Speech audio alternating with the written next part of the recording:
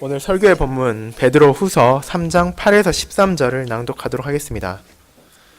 베드로 후서 3장 8절부터 13절까지 기록된 하나님의 말씀을 낭독하겠습니다. 사랑하는 자들아, 주께는 하루가 천년 같고 천년이 하루 같다는 이 한 가지를 잊지 말라. 주의 약속은 어떤 이들이 더디다고 생각하는 것 같이 더딘 것이 아니라 오직 주께서는 너희를 대하여 오래 참으사 아무도 멸망하지 아니하고 다 회개하게 이르기를 원하시느니라. 그러나 주의 날이 도둑같이 오리니 그날에는 하늘이 큰 소리로 떠나가고 물질이 뜨거운 불에 풀어지고 땅과 그 중에 있는 모든 일이 드러나리로다. 이 모든 것이 이렇게 풀어지리니 너희가 어떠한 사람이 되어야 마땅하냐? 거룩한 행실과 경건함으로 하나님의 날이 임하기를 바라보고 간절히 사모하라. 그날에 하늘이 불에 타서 풀어지고 물질이 뜨거운 불에 녹아지려니와 우리는 그의 약속대로 의가 있는 곳인 새 하늘과 새 땅을 바라보도다. 아멘.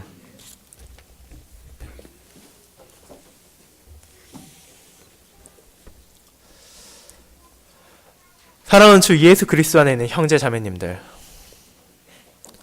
다사다난했던 2018년의 마지막이 어느덧 보이고 있습니다. 한 해 동안 많은 일들이 우리 주변에 있었습니다.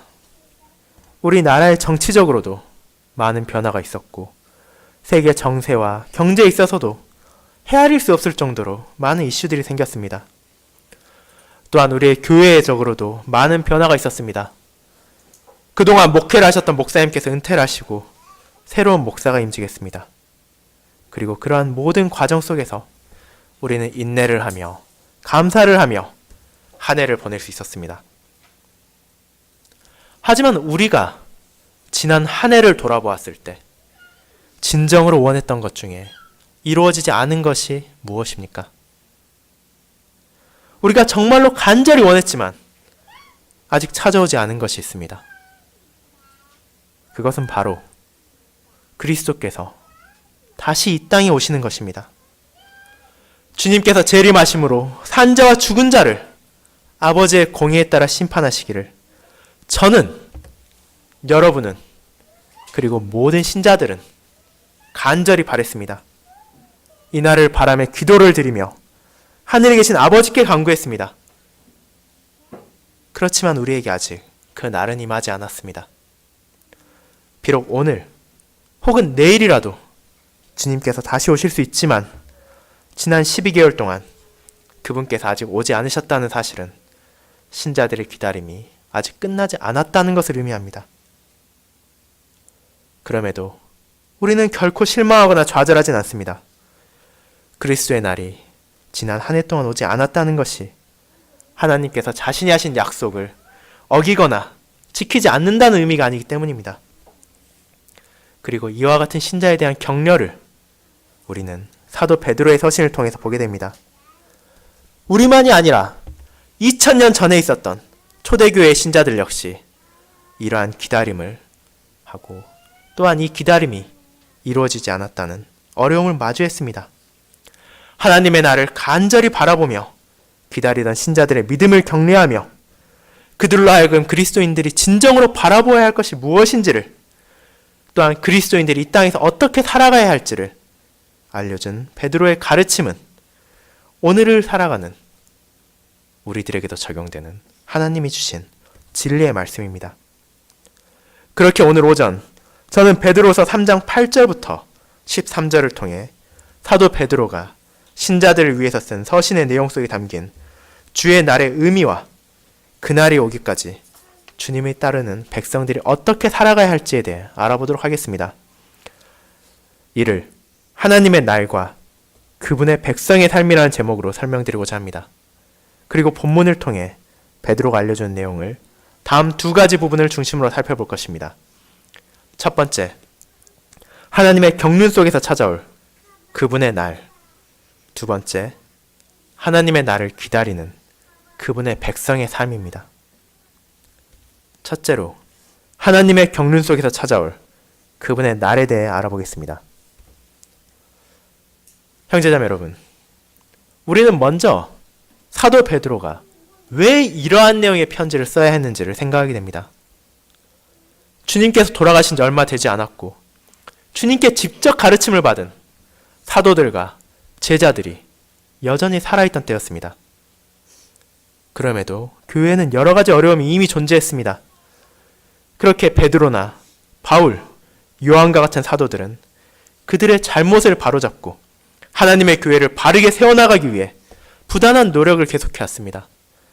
때로는 자신들이 직접 교회를 방문하고 성도들을 격려하며 거짓 교사들을 물리치기도 하였고, 다른 한편으로는 자신들이 비록 가지 못한다 하더라도 편지를 통해서라도 하나님의 진리를 바르게 알리기 위해 노력했습니다. 그리고 베드로 후서 역시 그러한 배경에서 쓰여졌습니다. 베드로가 편지를 보내던 소아시아에 있는 교회들에는 거짓 교사들과 선지자들이 존재했습니다. 사도들이 생존해 있던 시기에도 다양한 종류의 거짓 교사들이 존재했는데, 베드로가 이 서신을 통해 경계하는 것은 그들 중에서도 특별히 호색하며 탐심을 드러내는 이들이었습니다. 그들은 끊임없이 번제하며 자신만이 아니라 연약한 신자들을 유혹하여 악한 길을 걷도록 하는 자들이었습니다. 심지어 그들은 주님께서 다시 오실 것이라는 하나님의 약속을 조롱하며 거부했습니다.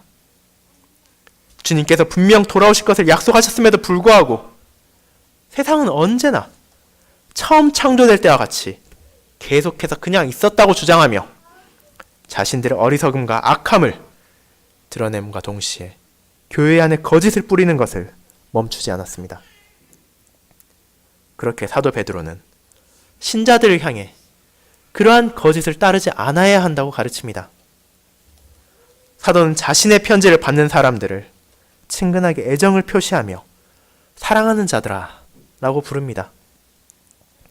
그리고 그는 다음과 같은 시편 90편 4절의 말씀을 인용합니다. 시편 90편 4절은 다음과 같습니다. 주의 목전에는 천년이 지나간 어제 같으며 밤의 한순간 같을 뿐이니이다. 즉, 하나님께서 보시는 시간은 우리 인간이 보는 시간과 다르다는 것입니다. 거짓 선지자들은 당시 의도적으로 하나님의 말씀을 잊었습니다. 하지만 신자들은 하나님의 말씀과 약속을 잊어서는 안 됩니다.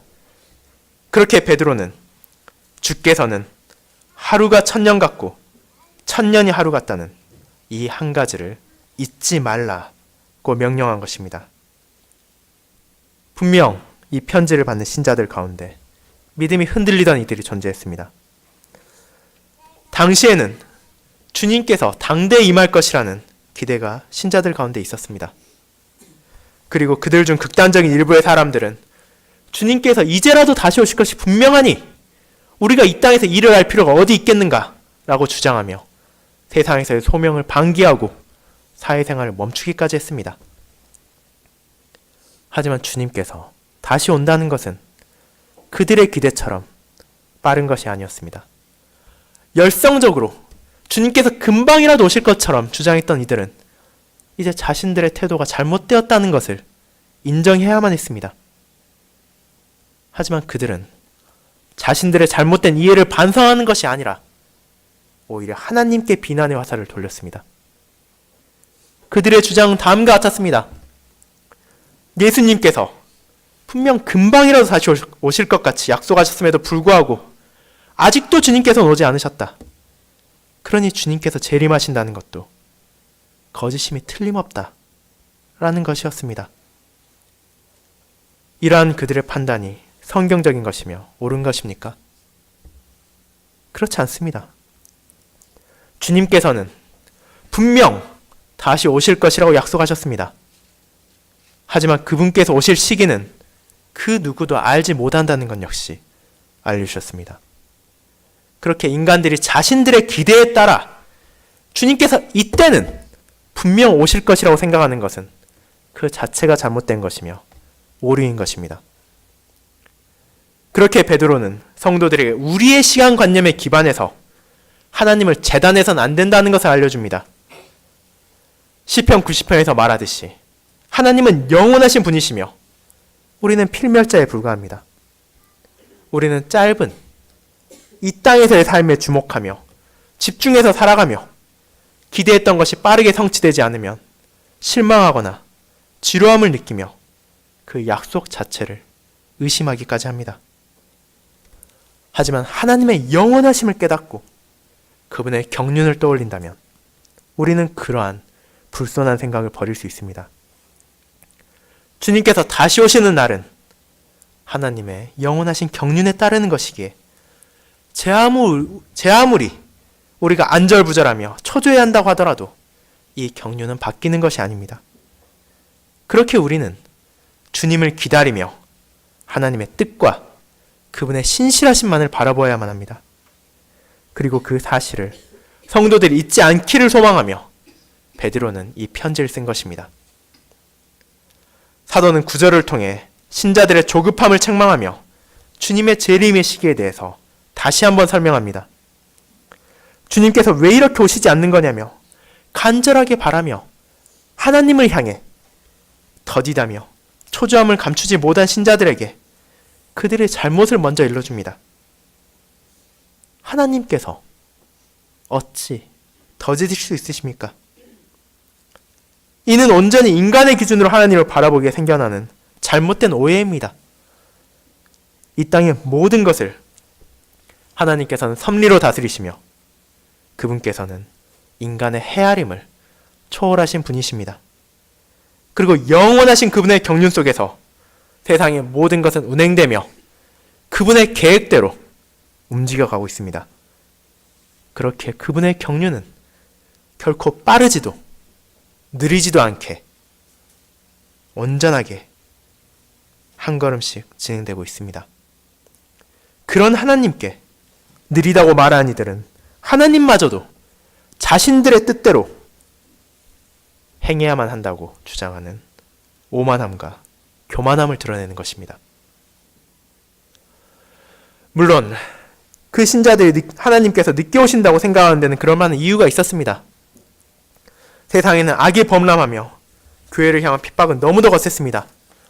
신자들은 박해를 받으며 이웃과 권력자들에 의한 공격이 계속되었습니다. 이러한 상황이 지속되는 것은 뭔가 잘못된 것이 아니겠습니까? 어떻게든 빨리 이 상황이 끝나고 하나님께서 그들 모두를 심판하실 날이 와야만 하지 않겠습니까?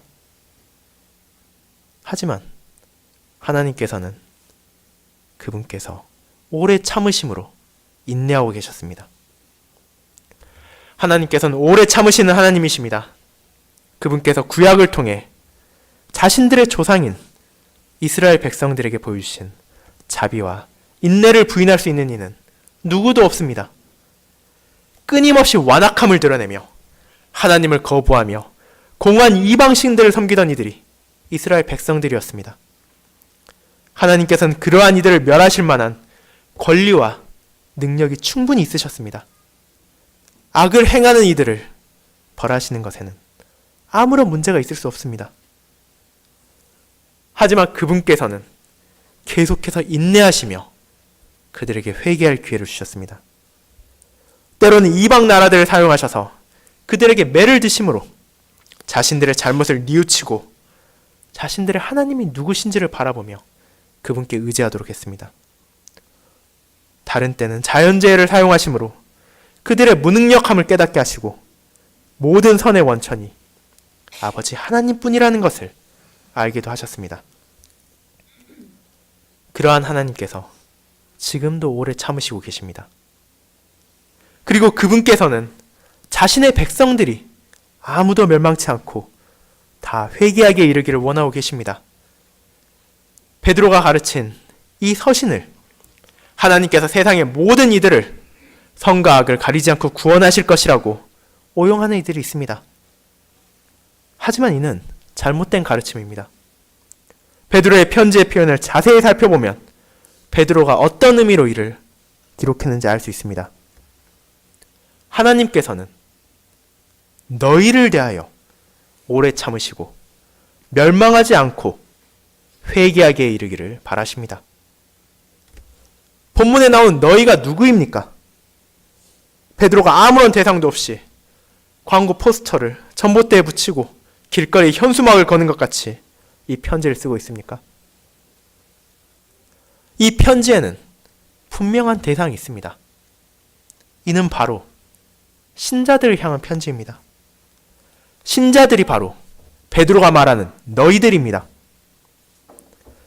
앞서 말씀드린 것과 같이 거짓 교사들이 교회 안에서 암약하고 있었습니다. 그들의 가르침과 유혹에 넘어가서 함정에 빠진 신자들이 생겨났었습니다. 그렇기에 하나님께서는 그들에게 회개의 시간을 주십니다. 즉시 자신의 아들을 보내심으로 세상의 산자와 죽은 자들을 심판하는 대신 자신의 백성들을 향한 오래 참음으로 다시 한번 인내하시며 그들이 늦기 전에 회개함으로 바른 길로 돌아서기를 바라시는 것입니다. 그러한 인내를 통해 하나님께서는 그 백성을 향한 긍휼하심과 한없는 사랑을 보여주십니다. 그렇기에 어리석고 조급한 자들이 하나님을 향해 느리다고 생각할 때 이는 사실 그분께서 오래 참으심으로 그 백성을 향한 자비와 사랑을 드러낸다는 것을 보여주는 것입니다. 하지만 그 참으심은 영원히 지속되는 것이 아닙니다. 이에는 분명 끝이 있습니다. 9절의 가르침은 회개함으로 자기의 백성들이 멸망치 않기를 바라시는 하나님의 인내하심을 보여주지만 동시에 회개하지 않는 자들은 멸망할 것이라는 경고도 포함하는 것입니다. 그렇게 이어지는 10절은 찾아올 그날이 어떠할지를 보여줍니다. 주의 날이 오는 것은 도둑과 같을 것입니다.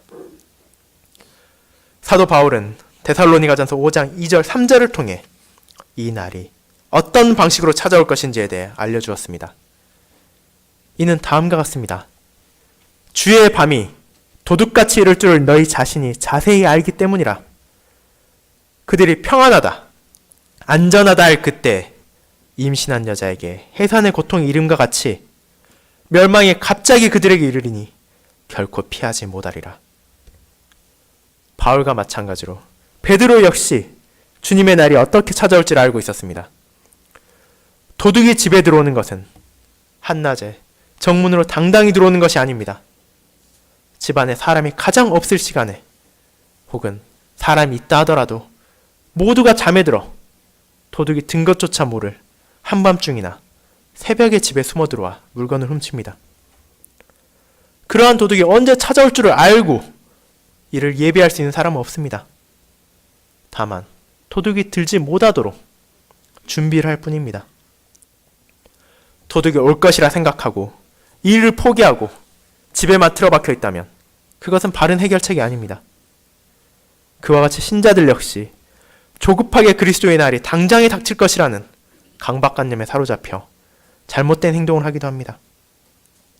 반면에 거짓 선지자들과 같이 그리스도의 날이 당장은 오지 않을 것이라는 나태한 자들은 자신의 집에는 결코 도둑이 들지 않을 것이라 생각하며 문을 활짝 열어놓고 밖으로 나가는 어리석은 멸망의 길을 나아가는 것입니다. 그렇게 사도는 그 날이 도둑같이 온다는 가르침을 통해 신자들에게 양극단의 잘못된 삶을 살지 않도록 권면하고 있는 것입니다. 누구도 예측하지 못했던, 누구도 예측하지 못할 때 하나님의 날이 찾아올 것입니다.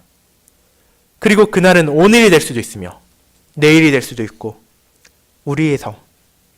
우리가 이 땅에서의 삶이 끝난 후일지도 모릅니다. 하지만 그날이 오면 더 이상 우주는 우리가 아는 것이 아니게 될 것입니다. 하늘이 큰 소리로 떠나갈 것입니다.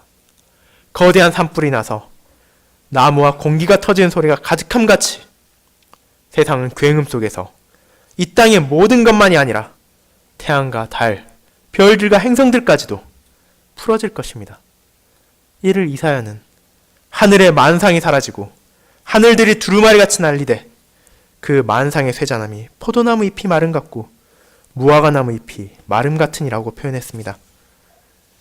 또한 12절에서 베드로는 하늘이 풀어지고 물질이 녹아내린다는 표현을 통해 죄로 인한 비참이 모두 정화될 것을 알려줍니다.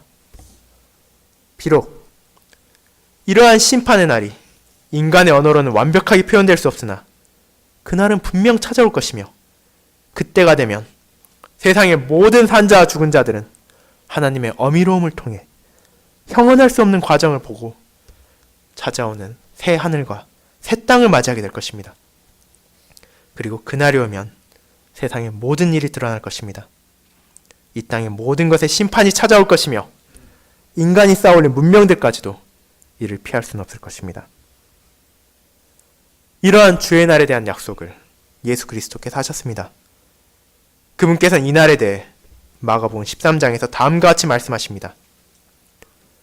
그러나 그 날과 그 때는 아무도 모르나니 하늘에 있는 천사들도 아들도 모르고 아버지만 아시느니라. 주의하라. 깨어있으라. 그때가 언제인지 알지 못함이라. 그렇게 주의 날은 하나님의 영원하신 경륜 속에서 정해진 것이며 누구에게도 밝혀지지 않았습니다. 하나님께서는 그분의 선하신 뜻에 따라 이를 정하셨으며 그분의 계획에 따라 이 날이 찾아올 것입니다. 그날이 오면 누구라도 이를 피할 수 없으며 모든 사람이 심판의 날이 왔다는 것을 깨달을 수 있겠지만 그날이 오기까지는 하늘에 있는 천사들까지도 이를 알 수 없습니다. 형제자매 여러분, 그렇다면 주의 날에 대한 우리의 자세는 어떠한 것이 되어야겠습니까?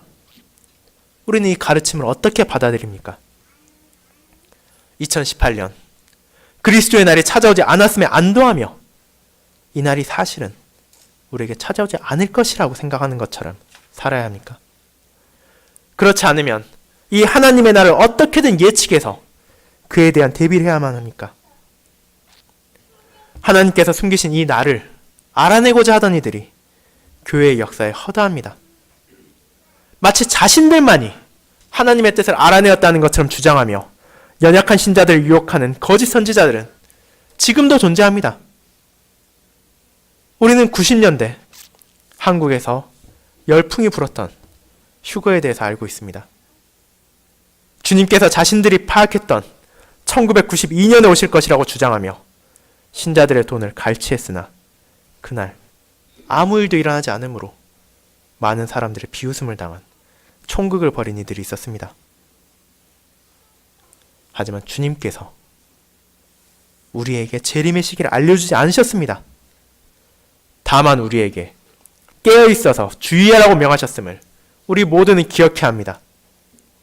그리고 사도 역시도 이와 같은 맥락에서 주의 날이 올 것이니 회개를 하라고 가르쳤을 뿐이며 그날이 언제가 될지를 우리가 파악해야 한다고는 하지 않았습니다. 우리는 오직 주의 날을 깨어서 기다려야 합니다. 조급한 태도나 나태한 태도가 아니라 오직 회개함으로 그날을 기다려야 할 것입니다. 주의 날을 우리가 예측할 수 없으며 이를 파악하는 것은 누구에게도 허락되지 않았습니다. 그럼에도 베드로는 그리고 우리들은 이 날이 분명 하나님의 뜻대로 찾아올 것을 알고 있습니다. 그 날은 세상이 특별한 환란에 처할 때가 아니라 평온하며 아무런 문제가 없는 것 같이 보이던 때일 수도 있습니다. 그리스도께서는 어느 때라도 오실 수 있습니다. 그렇기에 우리는 그날을 예측하기 위해 수단과 방법을 가리지 않고 그날을 추측하는 것이 아니라 언제라도 주님께서 오실 수 있다는 사실을 마음에 가진 채 이 땅의 끝이 찾아오는 그때까지라도 끊임없이 하나님께 순종하며 그분의 길에 거해야 할 것입니다.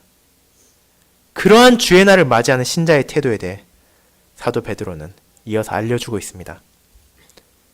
두 번째, 하나님의 날을 기다리는 그분의 백성의 삶입니다. 성도 여러분, 주의 날이 오는 것을 확신하며 살아간다는 것은 신자들에게 어떠한 자세를 요구합니까? 우리 모두는 주님의 날이 올 것이라는 것을 알고 있습니다. 비록 그 때를 우리가 알 수는 없지만 그것이 하나님의 약속이 이루어지지 않는다는 것이 아니기 때문입니다. 하나님의 영원하신 경륜 속에서 그분의 날이 온다는 것은 두려움에 떨면서 살아가는 것이 아니라 조급함과 초조함으로 손톱을 깨물며 시간을 보내는 것도 아니며 나태함으로 느긋하게 세상 속에서 즐기며 살아간다는 것도 아닙니다.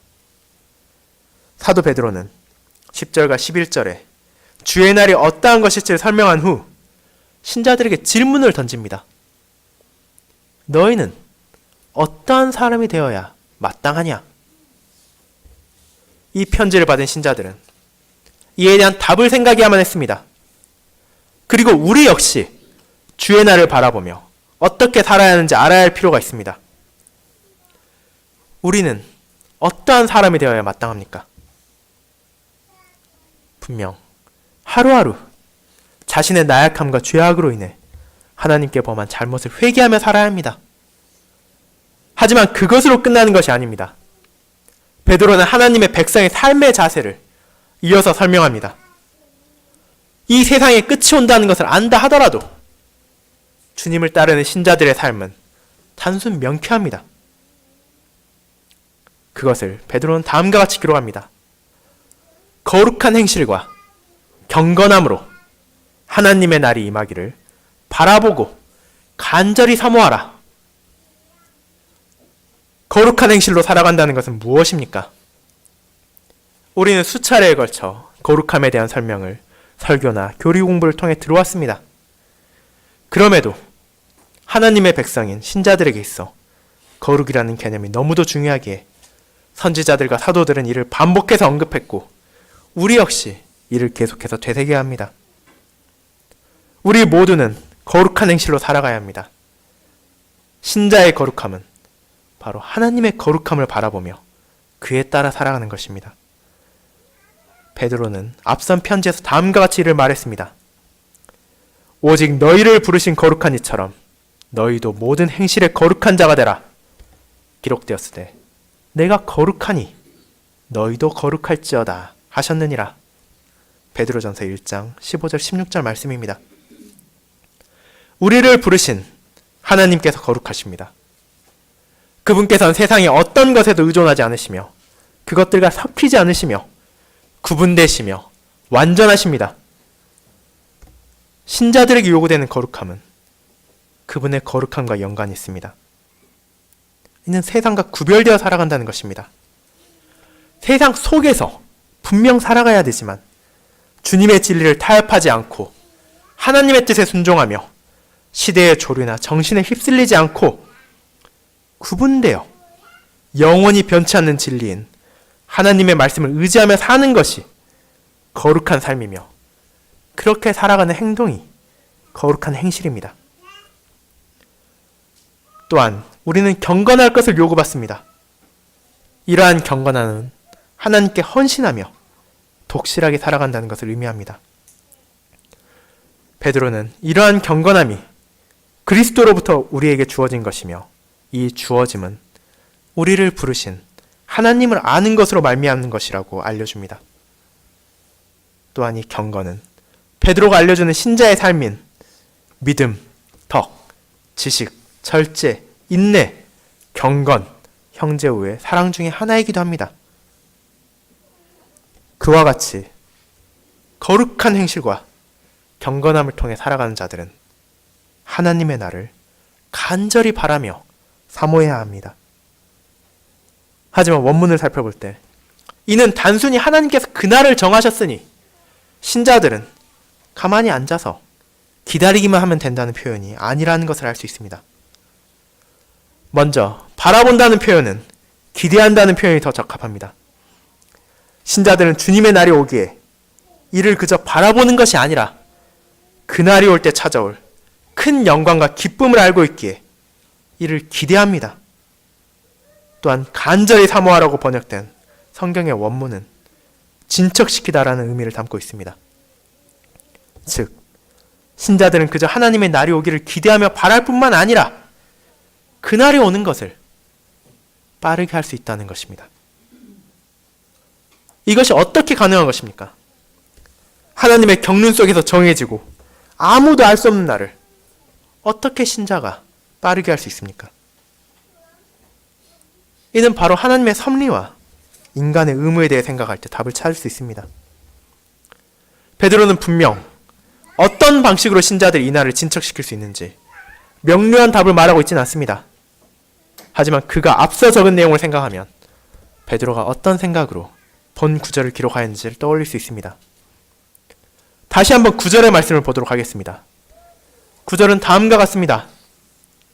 주의 약속은 어떤 이들이 더디다고 생각하는 것 같이 더딘 것이 아니라 오직 주께서는 너희를 대하여 오래 참으사 아무도 멸망하지 아니하고 다 회개하게 이르기를 원하시니라. 즉 하나님께서 오래 참으시는 이유는 자신의 모든 언약 백성들이 회개함으로 돌이키기를 원하시기 때문입니다.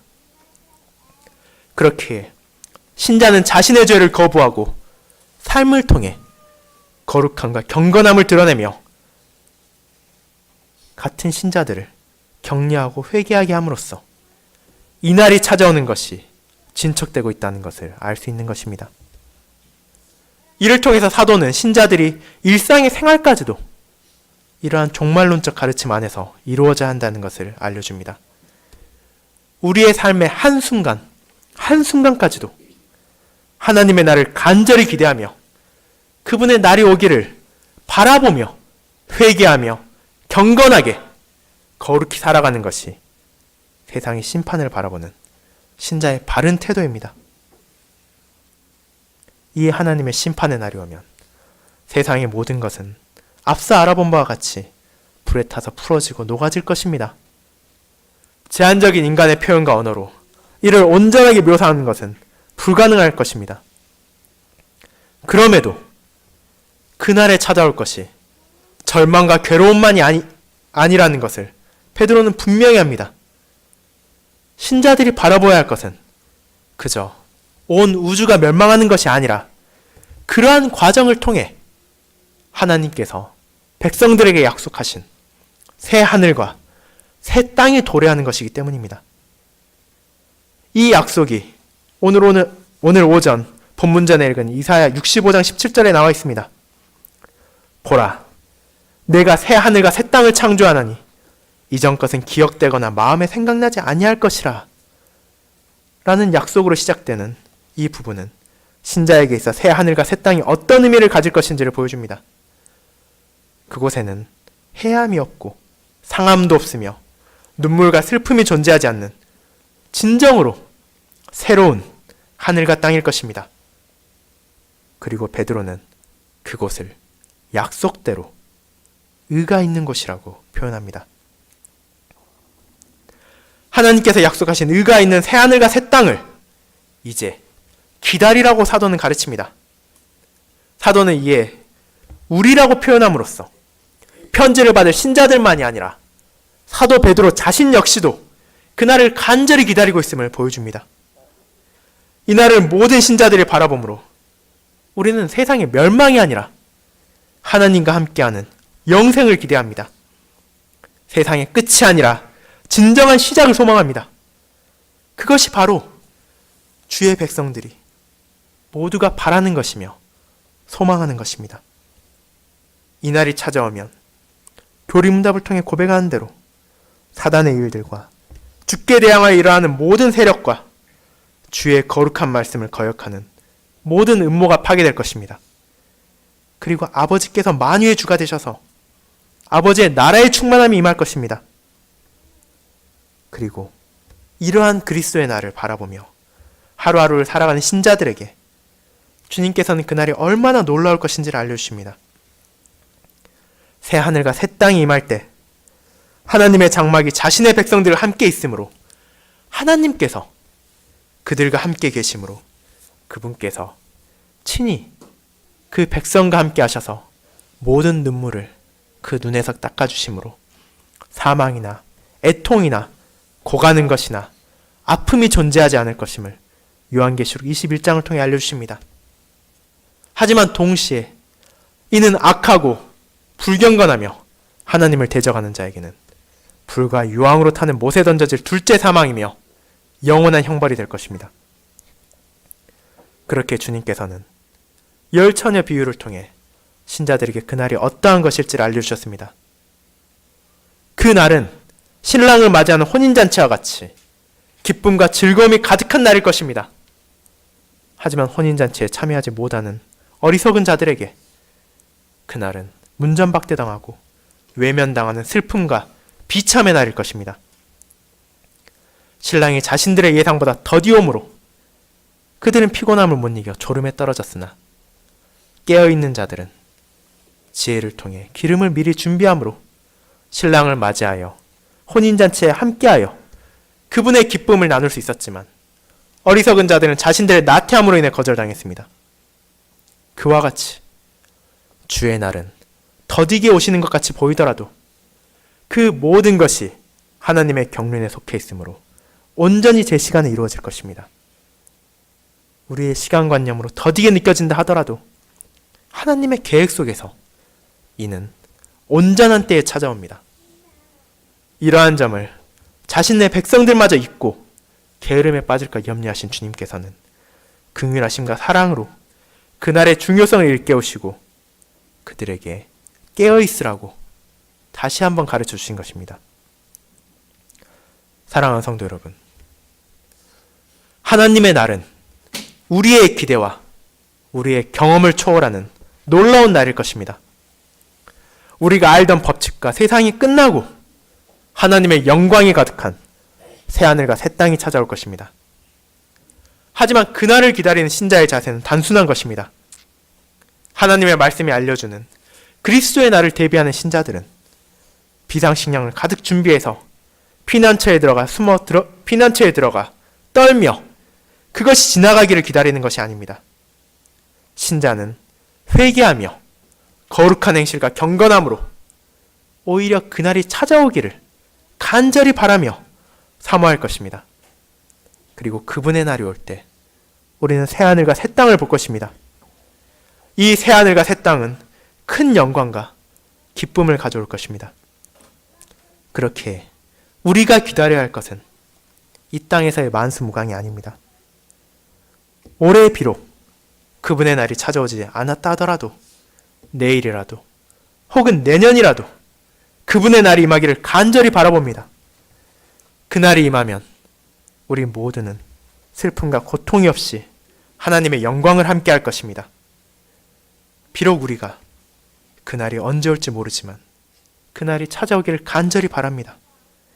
그리고 그날이 분명 하나님의 영원하신 경륜 속에서 찾아올 것입니다. 그 순간을 바라며 그날을 기다리며 올해의 마지막도 다음 한 해도 거룩한 행실과 경건한 속에서 살아가도록 합시다. 주님께서 그분 안에서 이 모든 삶을 위해 필요한 힘과 지혜를 자신의 날을 고대하는 모든 백성들에게 주실 것입니다. 아멘.